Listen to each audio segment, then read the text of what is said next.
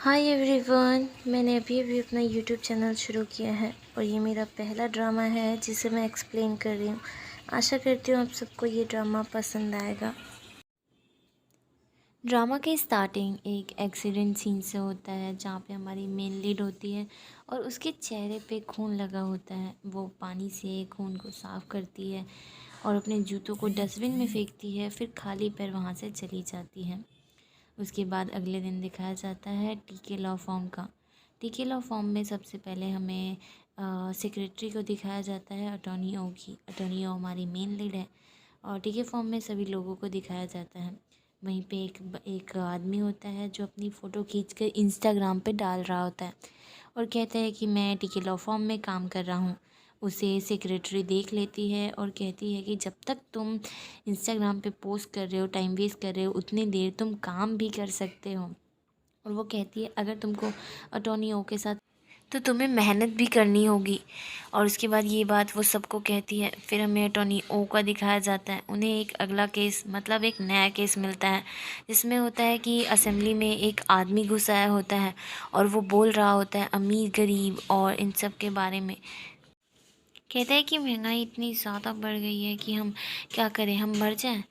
उसके बाद ये बात सुनकर एक आदमी कहता है असेंबली में से ही कि गरीब तो होते ही नीचड़ हैं। उसका माइक ऑन था जिसकी वजह से सब सुन लेते हैं और वो कहता है कि मैं अपने आप से बात कर रहा था। फिर अटॉर्नी कहती है कि नहीं, ये काम नहीं करेगा, आपको अपनी पीठ 90 डिग्री झुका के माफ़ी मांगनी होगी। फिर सेक्रेटरी करके भी दिखाती है। उसके बाद वो कहता है नहीं, मैं ऐसा नहीं करूँगा। फिर आखिरी में वो कहता है फिर आखिरी में अटॉर्नी दिखाती है कि देखिए बाहर कैसे रूमर्स चल रहे हैं, अगर आपने माफ़ी नहीं मांगी तो नहीं होगा ठीक। फिर वो कहता है अच्छा बताइए मुझे क्या करना होगा। तो फिर वो कहती है कि आपको माफ़ी मांगनी होगी, तभी जनता आपसे वापस माफ़ करेगी आपको। तो फिर वो माफ़ी मांगता है और माफ़ी मांगने के बाद तो उसकी किस्मत ही खुल जाती है, वो तो प्रेसिडेंट ही बन जाता है। उसके बाद अगले दिन दिखाया जाता है कि कोर्ट का सीन दिखाया जाता है। कोर्ट में अटॉर्नी को दूसरा केस मिलता है। उसमें होता है कि एक कंपनी होती है जिसके धुएं की वजह से कुछ लोगों का कहना है कि हम बीमार हो रहे हैं। उसमें सबसे पहला आदमी तो कहता है कि मैं बहुत ज़्यादा बीमार हूँ, लेकिन अटॉर्नी फ़ोटो दिखाती है, कहती है कि देखो इसने पैसे लिए थे। और ये बात वो मान भी लेता है बड़ी ही आसानी से। उसके बाद मानते ही जिस आदमी ने उसे पैसे दिए थे वो चिल्लाने लग जाता है। वो कहता है कि नहीं, ये सब ट्रैप है, ये सब झूठ है, ये हमको फंसाया जा रहा है। उसके बाद अटॉर्नी दूसरे विक्टिम के पास जाती है। दूसरा विक्टिम एक बच्चा होता है और उस बच्चे की जो माँ होती है वो कहती है कि जब मैं और मेरे पति उस एरिया में रहते थे तब मैं प्रेग्नेंट थी और मैंने वही पोल्यूशन इनहेल किया था जिसकी वजह से मेरे बच्चे को आज ये बीमारी है। उसके बाद वो रोने लग जाती है, गिड़गिड़ाने लग जाती है, कहती है मेरी मदद कीजिए। फिर हमें दिखाया जाता है कि कोई बाइक से आ रहा है। वो अटॉर्नी की सेक्रेटरी होती है। वो कोई फ़ाइल लाई होती है जो कि अटॉर्नी को मिलती है। फिर अटॉर्नी कहती है कि मुझे कुछ स्टेटमेंट देना है। वो कहती है कि इसमें साफ साफ डॉक्टर ने लिखा है कि इस बच्चे की बीमारी और उस पोल्यूशन का कोई भी लेना देना नहीं है। उसके बाद वो कहती है कि मुझे एक और बात बतानी है। वो कहती है कि जैसा कि बच्चे की माँ ने कहा कि जब वो प्रेग्नेंट थी तब उन्होंने वो एयर इनहेल किया था जिसकी वजह से उनका बच्चा बीमार हुआ था, लेकिन वो साफ साफ झूठ बोल रही हैं क्योंकि जब उनका बच्चा 5 साल का था तब उन्होंने उस बच्चे को अडॉप्ट किया था। और ये बात जानने के बाद तो वो बच्चे को बहुत बुरी तरह मारने लग जाती हैं। फिर अटॉर्नी बाहर आती है। बाहर बहुत सारी मीडिया थी। मीडिया के सवालों का जवाब नहीं देती अटॉर्नी, लेकिन उन्हीं की टीम में से एक पूछती है कि आपको कैसे पता चला कि वो बच्चा अडॉप्टेड था। वो कहती है क्या तुमने फैमिली रजिस्टर नहीं देखा, उसमें साफ साफ दिख रहा है 2 बच्चों के नाम पे सरनेम है, पर इस बच्चे के नाम पे सरनेम नहीं था। और दूसरा पॉइंट ये, 2 बच्चे जब पैदा हुए थे तो उनके जन्म के बीच में गैप था, लेकिन इस बच्चे के जन्म के बीच में गैप नहीं था। फिर उसके बाद पूछते हैं कि आपको कैसे पता चला वो आदमी भी झूठ बोल रहा था। तो अटॉर्नी कहती है उसके एटीट्यूड से, क्योंकि अटॉर्नी उससे पहले मिल चुकी थी और जब मिली थी तो उन्होंने देखा था कि वो कितना ज़्यादा डरा हुआ था, उसके पैर काँप रहे थे और इसी वजह से वो समझ गई थी कि कुछ तो गड़बड़ है। उसके बाद फिर अटॉर्नी वहाँ से सबको समझाने के बाद चली जाती है। फिर दिखाया जाता है कि अटॉर्नी अपने रिलेटिव से बात कर रही होती है। उसके रिलेटिव कहती है कि कल तुम्हें अवार्ड मिलने वाला है, क्या तुम चाहती हो कि मैं अपने दोनों बच्चों को लेके आ जाऊँ। वो मना कर देती है। फिर वो कहती है कि तुमने पिछली बार स्माइल नहीं किया था, इस बार स्माइल ज़रूर करना। उसके बाद वो कहती है अपने बच्चों और आंटी को बोलो स्माइल करने के लिए। फिर उसके दोनों बच्चे कहने लग जाते हैं आंटी स्माइल करना, आंटी स्माइल करना। फिर वो काट देती है फ़ोन। फिर वो सोफ़े पे बैठ के टीवी देखती है। अगले दिन दिखाया जाता है कि अटॉर्नी को अवार्ड मिल चुका होता है और सभी उनको कॉन्ग्रेचुलेशन करते हैं। जैसी वो एंट्री करती हैं सब कॉन्ग्रेचुलेशन करते हैं। उन्हीं में से कुछ लोग बात करते हैं, जब अटॉर्नी ने ज्वाइन किया था तो बहुत ज़्यादा क्लमसी गर्ल थी, उनसे कोई काम नहीं होता था, कोई उनके साथ नहीं रहता था, कोई उनके साथ खाना नहीं खाता था। लेकिन अब वो अवार्ड पे अवार्ड जीती जा रही है, सारे अवार्ड जीत रही हैं। उसके बाद दिखाया जाता है चेयरमैन और बाकी लोग आपस में मीटिंग कर रहे होते हैं कि हमें मैनेजिंग पार्टनर किसे बनाना चाहिए, मतलब सीईओ किसे बनाना चाहिए। सब लोग कहते हैं कि ज़्यादा से ज़्यादा ओपिनियन तो यही है कि अटॉर्नी को ही मैनेजिंग पार्टनर बनाना चाहिए। कुछ कहते हैं कि वो एक नॉर्मल हाई स्कूल से पढ़ी हुई लड़की है, उसको कैसे हम सीईओ बना सकते हैं। कुछ कहते हैं कि नहीं। उसके बाद फिर अटॉर्नी के सेक्रेटरी को बुलाया जाता है और उससे पूछा जाता है कि तुम क्या कहती हो कि अटॉर्नी कैसी हैं। वो कहती है कि एक सीईओ में लीडरशिप की क्वालिटी होनी चाहिए, जो कि अटॉर्नी में बखूबी है, मेरे को नहीं। उसके बाद दिखाया जाता है कि अटॉर्नी मीटिंग में होती है, उसमें चीफ और बाकी लोग भी होते हैं। अटॉर्नी पहले चेयरमैन को कॉल करती है, उसके बाद वो बोलना शुरू करती है। चेयरमैन भी कॉल पिक कर लेते हैं, उनके पिक करने के बाद बोलना वो शुरू करती है। वो सुनबो को कहती है कि आजकल तुम बहुत ज़्यादा घूम फिर रहे हो, एचडी कोरियन के साथ फ्री में इंजॉय कर रहे हो, पार्टीज़ कर रहे हो। तो फिर वो कहते हैं नहीं, ये सब कोई बात नहीं, ये सब स्ट्रैटेजी है, मेरे को फंसाने का तरीका है।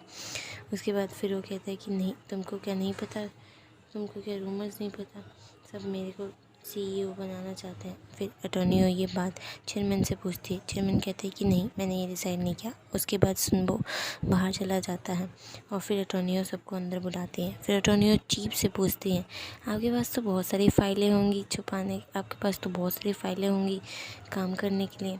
फिर वो कहते हैं हाँ। फिर अटॉर्नी और सेक्रेटरी आपस में कुछ इशारे करते हैं, फिर सेक्रेटरी मैसेज करती है गो गो गो। फिर हमें पता चलता है कि चीफ़ के ऑफ़िस में से अटॉर्नी ने कुछ लोगों को भेजा था सारी फ़ाइलों को चेक करने के लिए, और जब ये बात चीफ़ को पता चलती है तो बहुत ज़्यादा गुस्से में आ जाते हैं। उसके बाद फिर दिखाया जाता है कि वो गुस्से में वहाँ से चले जाते हैं और अटॉर्नी और सेक्रेटरी बात करते हैं कि इतने गुस्से में तो मैंने कभी नहीं देखा चीफ़ को। उसके बाद ये बात चीफ़ के हेड को पता चलती है, वो बहुत ज़्यादा गुस्से में आ जाते हैं। वो चेयरमैन से पूछते हैं कि अब तुम क्या करोगे। चेयरमैन कहते तुम चिंता मत करो। उसके बाद अटॉर्नी को दिखाया जाता है कि वो अकेले में बैठ के ड्रिंक कर रही होती है, तभी एक मैसेज आता है। फिर वो मैसेज हर जगह फैल जाता है क्योंकि उसमें था कि अटॉर्नी अब सीईओ बन चुकी है। और ये बात सुन के तो सेंग मिनम का खुशी का ठिकाना ही नहीं था। वहीं पे सुनबो जो था वो जल भून कर राख हो गया था। वो कहता एक लड़की कैसे सीईओ बन सकती है। उसके बाद हमें पार्टी का दिखाया जाता है। पार्टी में चेयरवुमेन अटॉर्नी को हक करती है और कॉन्ग्रेचुलेशन देती हैं। अटॉर्नी वहाँ पे बहुत ज़्यादा खूबसूरत लग रही थी, स्माइल कर रही थी।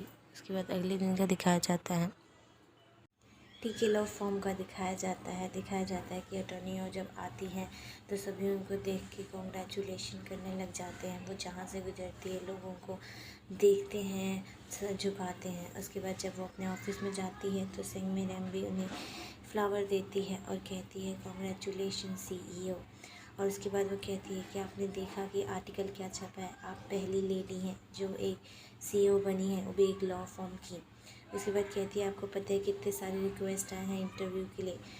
तब अटॉर्नी कहती है सारे इंटरव्यू के रिक्वेस्ट कैंसिल कर दो और ये सारे फूल भी हटा दो यहाँ से। उसके बाद दिखाया जाता है कि चेयरमैन ने अटॉर्नी को बुलाया था एक नए केस के लिए, और चेयरमैन कहते हैं कि शायद आप इसको जानती होगी, ये एक असेंबली मैन है गंग हुन, और ये एक बार में एक लड़की के साथ थे, लेकिन उस लड़की का कहना है कि असेंबली मैन ने उसका रेप किया है। उसके बाद अटॉर्नी कहती है कि आप चिंता मत कीजिए, मैं सब हैंडल कर लूँगी। फिर अटॉर्नी वहाँ से बाहर आती है और उसके बाद वो पार्किंग एरिया में जाती है असेंबली मैन से मिलने। असेंबली मैन से वो मिलती हैं और फिर हमें पता चलता है कि दोनों गर्लफ्रेंड बॉयफ्रेंड थे। वो कहता है कि ये सच है कि मैं वहाँ गया था, लेकिन ये मेरे को उस लड़की के ज़रिए फंसाया जा रहा है। वो कहता है कि मेरी मदद करो। तो अटॉर्नी कहती है घुटनों पे आके मुझसे मदद मांगो, या तो घुटने पे मदद मांगो या फिर अपने पॉलिटिक करियर को बाय बाय बोल दो। तो फिर वो घुटने पे बैठ जाता है और कहता है कि मुझे बचाओ। उसके बाद दिखाया जाता है कि अटॉर्नी उससे बात करती है उस लड़की से, उससे पूछती है कि क्या तुम पहले कभी मिली हो असेंबलीमैन से, या कि तुम उन्हें पहले से जानती थी। तो कहती है कि नहीं, वो कोई एक्टर तो नहीं जो मैं उन्हें पहले से जानूँगी। उसके बाद फिर यही सब दोनों में बातें होती हैं। उसके बाद फिर एंटोनियो बोलती है कि तुम्हारा क्या कोई ड्रीम है जो तुम ऐसा काम करती हो। तो फिर वो कहती है कि तुम अपने ड्रीम को अचीव कर चुके हो, इसलिए तुम वहाँ बैठी हो और मैं यहाँ। इसका मतलब ये नहीं कि तुम मुझसे कुछ भी कहोगे, तुम लॉयर बन चुकी हो, तो इसका मतलब ये नहीं कि तुम वुमेंस को, आई मीन विक्टिम को कुछ भी कहोगे, उनको साइड में कर दोगे। उसके बाद वो एक अटॉर्नी एक वीडियो दिखाती है। उस वीडियो में साफ साफ दिख रहा था कि वो कुछ लड़कियां बातें कर रही थी कि उस जो पाक सुयोंग थी उसने असेंबलीमैन को फंसाया था। उसके बाद वो अटॉर्नी उसको उसकी फैमिली की फ़ोटो दिखा के धमकाती है, कहती है कि मैं ये वीडियो हर जगह पोस्ट कर सकती हूँ और तुम्हारी लाइफ भी बर्बाद हो जाएगी, तो अच्छा होगा कि तुम पीछे हट जाओ। ऐसा कहने के बाद फिर उसका वकील खड़ा हो जाता है। वो कहता है कि ये बहुत ज़्यादा हो रहा है। फिर वो पूछती है कि तुम कौन से जुडिशल ट्रेनिंग इंस्टीट्यूट में हो। वो कहता है मैं किसी जुडिशल ट्रेनिंग इंस्टीट्यूट में हूँ, मैं लॉ स्कूल के 9th क्लास में हूँ। फिर वो कहता है इसका मतलब ये नहीं कि मैं हार जाऊँगा, मैं पूरी कोशिश करूँगा जीतने की। उसके बाद यही सारी बातें वो दोनों आपस में करती हैं और फिर वो कहती हैं कि तुम्हें क्या लगता है एक लॉ स्कूल का 9th क्लास में पढ़ने वाला वकील तुम्हें बचा पाएगा? तुम क्या चाहती हो कि मैं मर जाऊं? फिर अटॉर्नी कहती है कि अब तुम्हें यहाँ से जाना चाहिए, सारा काम ख़त्म हो चुका है। फिर जब अटॉर्नी वापस अपने घर जा रही होती है तभी टीके लॉ फॉर्म की छत से वो लड़की छलांग लगा देती है और ये देख के अटॉर्नी बहुत ज़्यादा डर जाती है।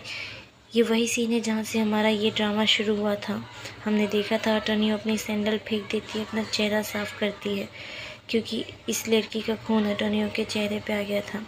अटॉर्नी फिर वापस अपने घर जाती है। वो घर तो चली जाती है पर वो सो नहीं पाती है, वो बहुत ज़्यादा डर गई थी। फिर अगले दिन दिखाया जाता है कि बहुत सारे रिपोर्टर टीके लॉ फॉर्म में आए होते हैं और वो सब अटॉर्नी से क्वेश्चन पूछ रहे थे, पर अटॉर्नी किसी का जवाब नहीं देती है और वो आगे आ जाती है। फिर हमें दिखाया जाता है कि सभी मीटिंग कर रहे होते हैं कि अटॉर्नी को CEO के पद से हटा देना चाहिए क्योंकि उनकी वजह से एक लड़की ने सुसाइड कर लिया। तभी अटॉर्नी अंदर आती है, कहती है जितना मैंने किया है टीके लॉ फॉर्म के लिए उतना किसी ने नहीं किया। उसके बाद चेयरमैन अटॉर्नी से अकेले में बात करते हैं और कहते हैं कि तुम्हें कुछ दिन के लिए छुट्टी ले लेना चाहिए, तुम्हें कुछ दिन के लिए लॉ यूनिवर्सिटी में जाके पढ़ाना चाहिए। फिर ये बात सुन के वो बहुत ज़्यादा गुस्से में आ जाती है। वो कहती है कि मैं ऐसा क्यों करूं, मैं क्यों जाऊं पढ़ाने। उसके बाद हमें दिखाया जाता है कि एक लड़का होता है, उसके हाथ से जो मछलियाँ होती हैं वो गिर जाती हैं जो कि अटॉर्नी के पैर तक और कपड़े तक आ जाती हैं। फिर वो लड़का आके कहता है आई एम सॉरी, मुझे माफ़ कर दीजिए। फिर अटॉर्नी खड़ी होती हैं, उसे एक चाटा मारती है, फिर वो सॉरी बोलता है, फिर उसे दूसरा चाटा मारती है, फिर वो सॉरी बोलता है, फिर उसे तीसरा चाटा मारने वाली होती है। तब तक वो उसका हाथ पकड़ लेता है। फिर अटॉर्नी उससे अपना हाथ छुड़ाती है और फिर वहाँ से चली जाती है। अटॉर्नी ड्राइव करके एक जगह पहुँचती हैं जो कि एक बीच, जो कि बहुत सुंदर जगह थी। वहाँ पे वो याद कर रही होती है कि उसके पापा ने उससे वहाँ पे उस टाइम तो बहुत बारिश हो रही होती है, लेकिन वो याद करती है कि उसके पापा ने उससे कहा था कि मुझे तुम्हारी कोई चिंता नहीं, क्योंकि तुम बहुत अच्छी हो, तुम सबकी बहुत ज़्यादा चिंता करती हो, तुम इंटेलिजेंट हो, तुम स्मार्ट हो और मुझे पता है तुम फ्यूचर में अपना ध्यान रख सकती हो। ये सब उसके पापा ने कहा था और ये सब याद कर के अटॉर्नी कार से बाहर आके बारिश में बहुत ज़्यादा रोती है, बहुत ज़्यादा उदास हो जाती है। और जब उसके पापा मर जाते हैं तब वो याद करती है कि उसके पापा का सपना था कि उसकी बेटी एक बहुत अच्छी लॉयर बने, और यही सब सोच के वो सोचती है कि ऐसा मेरे साथ क्यों हुआ, अब मेरा सारा करियर बर्बाद हो गया। उसके बाद अटॉर्नी ड्राइव करते हुए अपने रिलेटिव के घर के सामने जाके रुकती है क्योंकि उसकी तबीयत बहुत ज़्यादा ख़राब हो चुकी थी, लेकिन फिर भी वो वहाँ तक पहुँच जाती है। उसके रिलेटिव उसका जांच करवाते हैं और कहते हैं तुम चिंता मत करो, तुम ठीक हो। उसके बाद अगले दिन एक यूनिवर्सिटी का दिखाया जाता है। यूनिवर्सिटी में सबसे पहले उसी लड़के को दिखाया जाता है जिसको अटॉर्नी ने चाटा मारा था। वो भी उसी यूनिवर्सिटी में होता है और अटॉर्नी भी उसी यूनिवर्सिटी में पढ़ाने जाती हैं।